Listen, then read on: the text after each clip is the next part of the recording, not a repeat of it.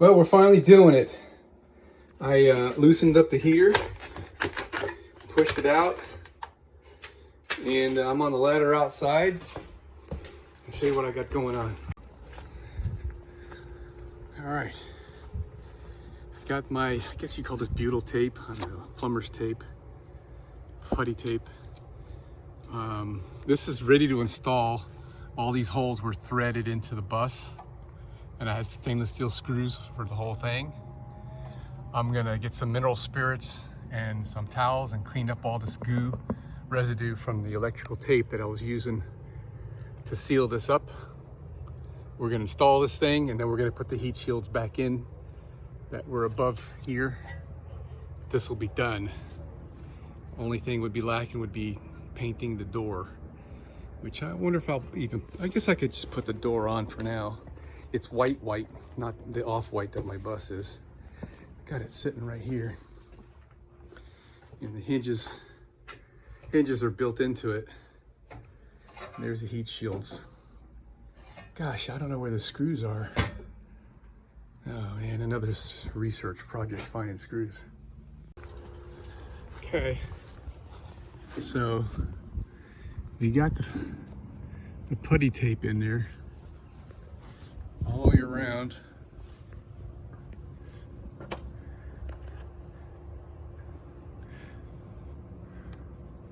So I'm gonna give this like a really good inspection.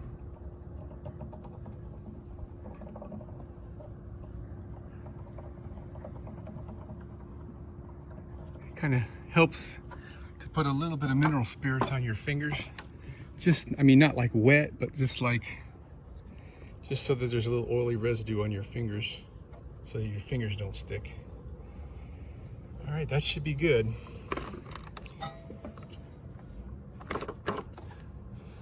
Push this back into place. I'm gonna leave it out a little bit. That's about a 1/4 inch gap, so I can get the screws in there. The screws I have are 1032 machine screws that are plenty long enough to be able to bridge that gap, just so I could, you know, I think maybe I'll even use a little pointer tool to pierce the hole and like stretch the hole out in the putty. Yeah, that might be a good idea. Yeah, I'm using this little guy here. It works perfectly. I just put a finger behind to hold it. I'm not doing it now, but then wiggle it around like that. Takes 2 hands.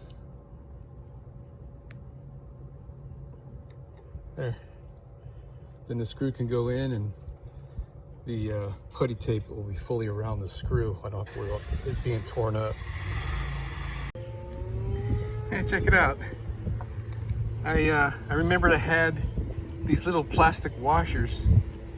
They're really hard plastic. They're leftovers from the front door build on the bus. So I'm installing these guys all the way around every one of these screw heads. So that'll help seal the screw head to the sheet metal. I know Suburban won't do it right, but I want to do the best I can to make sure we've got no leaks anywhere, because the holes, the screw holes, are just raw steel, and they'll rust out pretty quick. So now I just gotta snug these screws up in an orderly fashion around the edges, and it should squeeze out this putty tape. You can see down here, I think you can anyway, I had some marks. I was gonna add extra screws. I think there was one in, no, I didn't get one in the corner yet. Here, there, there, there. It's like in between every screw. I didn't do the corners because the way I cut the sheet metal, it'd be kind of precarious to try to get a screw and not miss the corner of the hole, which is a sharp corner. I'm not even sure I'm even showing it here. There it is, okay. All right, so let me tighten this thing up. Okay, all snugged up. Yeah, as expected, corners didn't really pull in that tight, but it's squeezed, and that's all that matters. I think this dark color here, this is getting pretty hot in the sun. We're just gonna let this thing bake for a while and see how that goes. I'm quite certain that we're fully sealed here. I mean, that actually did squeeze out a little bit right there around that corner, so yeah, it's in there. Yeah, I would have liked to have had screws in the corner. That would have been nice. It's not too late, except I don't really know where the notch is in the body to avoid. I'd have to take it out and start all over if I want to do that. How anal retentive am I? Oh, look at there. It doesn't look like it's not even squeezed. Okay, let's do it over. We're gonna take the whole freaking thing out completely. Mark where I could put corner holes. I am gonna put these extra screws in here. And I'll feel a little bit better. I mean, I know, see that one there is a little, it's just barely squeezed. But it would do a much better job if we had twice the number of screws in that thing. This is gonna be a freaking long ass job now. All right, I feel a lot better about that. And that wasn't that bad. I didn't remove it. I just guessed at where I should drill the corners, and I got lucky. Better to be lucky than good, I always say. And I landed on solid metal behind there, and I just drilled the rest. They were already marked because I knew better. It needed to have the extra screws. So now we're gonna put the lid on, or actually I guess we should scrape off the extra putty and then put the lid on and see how that looks. All right, I think we're there. I got these things installed back again, which kind of counterintuitive how this, I guess, I mean, it can only go in there one way, man. There's a flap right here on the inside that's coming out, and it kind of narrows down the exhaust escape area. I guess that's just a shield to keep the anything from getting down into where the burner is, down in there.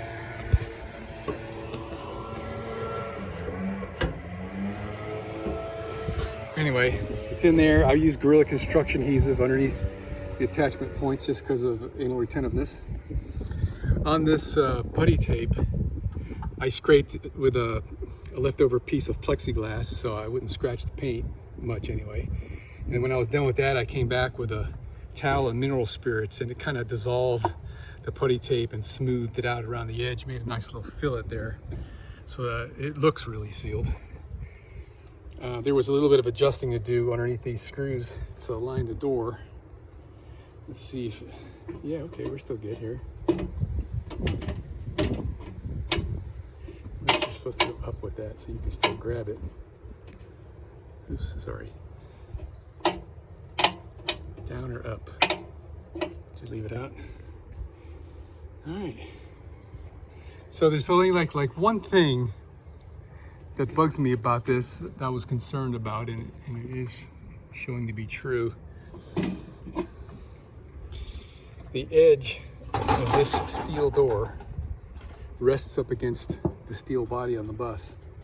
That's going to wear the paint off and rust. So what I'd like to do, yeah, look at that bottom corner down there, right there rubbing.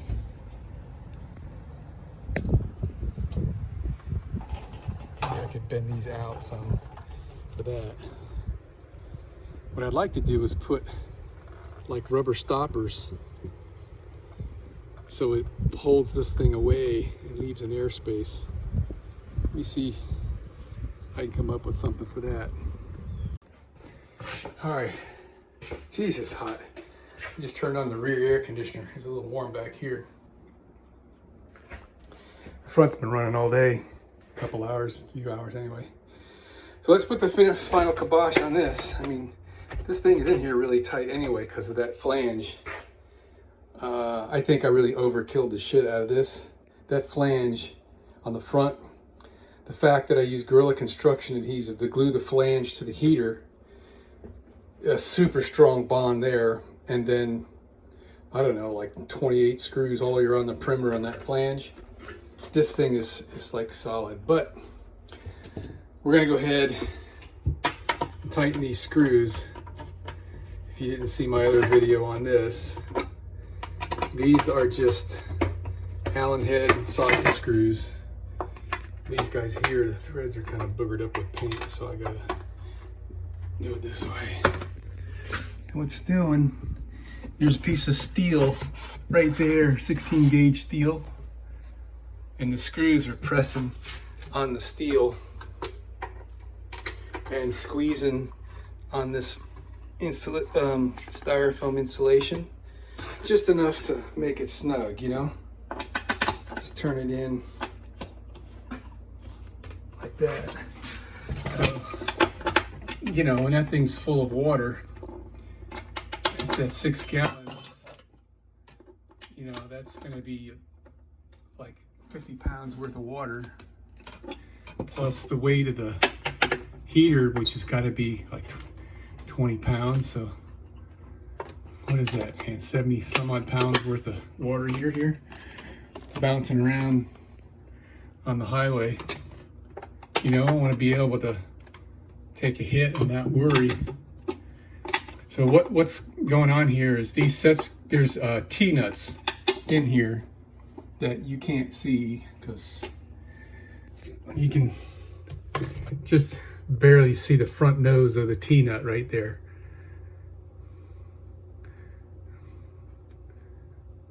They're installed from the back side, and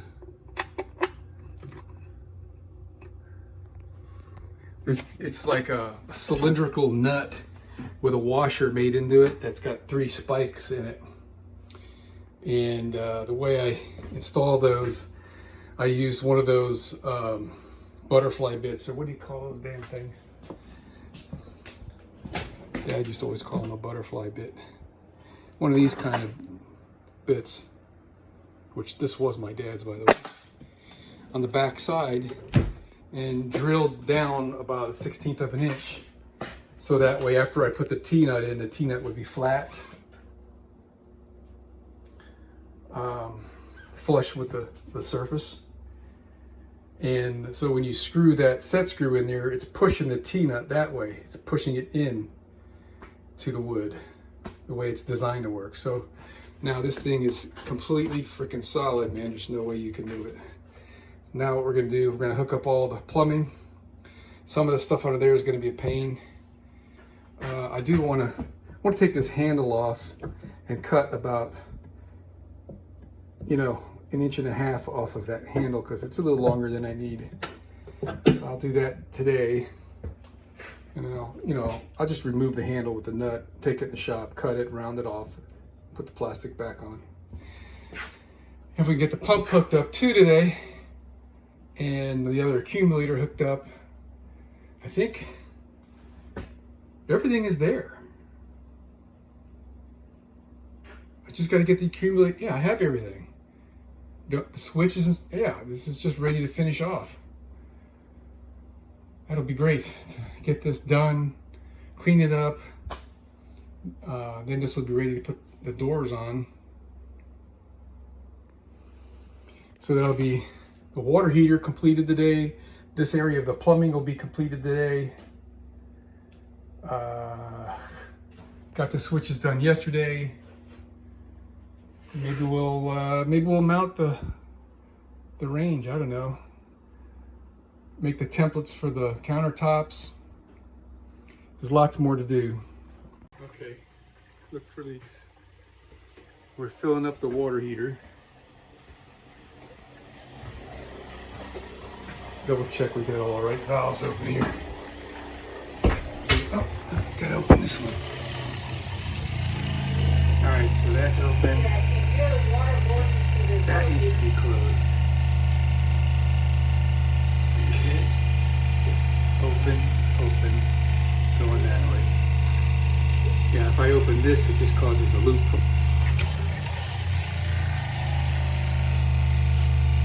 If I open this, it'll put pressure back.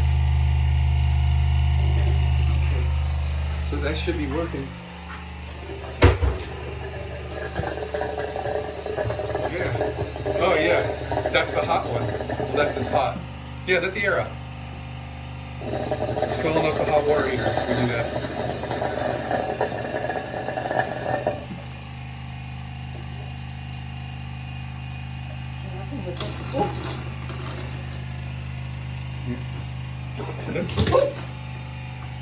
Yeah.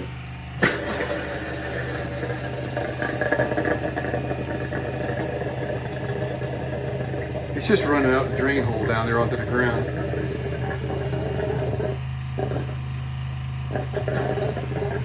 Not pumping very much. I'm a little bit concerned. Well, it has to fill up that thing. It's pulling all the air out of the tank. Yeah. I mean, it's first time filling. It has to take a little bit. Yeah, 6 gallons. It'll take a little while. No leaks here? No, I touch everything. I went around with my hands on everything. Great. And down there, same thing? Yeah, that one is not a problem. Okay.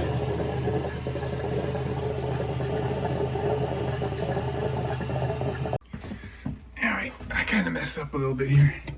I went to go install the gas line, this copper line right here. And that piece of steel that's between those screws and the styrofoam kind of slipped forward right there. There. Now it's right here. I know this is shitty video, but go in a little bit more right about there, I guess. Alright. And we'll tighten these back up here. Just snug, really, is all it is. Just so that it's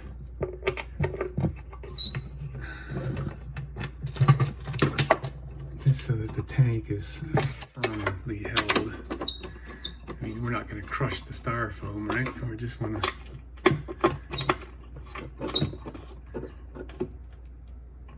See, it's like 2 fingers. Probably should put some Loctite on these so they don't back out, or another set screw up in the hole. But all right, so now we can try to get this guy in there.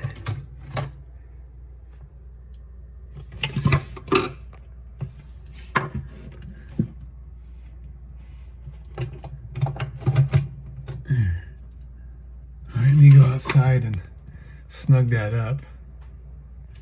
And then we'll, I guess we got to do this kind of simultaneously here. We'll do one at a time. Probably gonna have to bend that copper a little bit because I had to guess the tank is not exactly in the same place as it was when I made that tube. Houston, we have a problem. Gosh, this sucks. The worst possible thing that could happen just happened.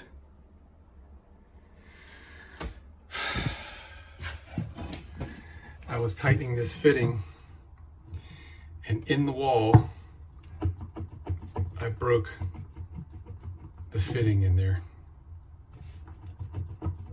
Right as I got to where I was stopping, it broke loose. Frickin' gas pipe. So the only way I can fix this, I have to take the wall off, which I can't do because everything else would have to come off here to fix it. Or cut a hole in the outside of the bus. So the best thing I'm going to be able to do now is I am going to have to cut this plywood, a piece of it out. Oh my God.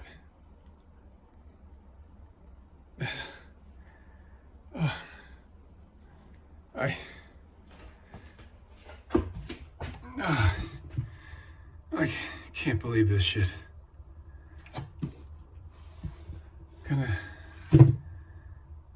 Oh my God. This has just derailed all of the great vibe that I've had on the progress. So what's in the wall here, which is going to be freaking a real pain in the ass to fix, is one of these. It's a steel plate with the pipe soldered to the plate. And that should be like way freaking strong. So I got an inferior solder joint on that thing. Gosh, dang it. I mean, it's the threaded pipe fitting is on there tight. I know it's tight, and I know it's sealed, but I don't know if that last little turn, if I've kinked the copper tubing back there.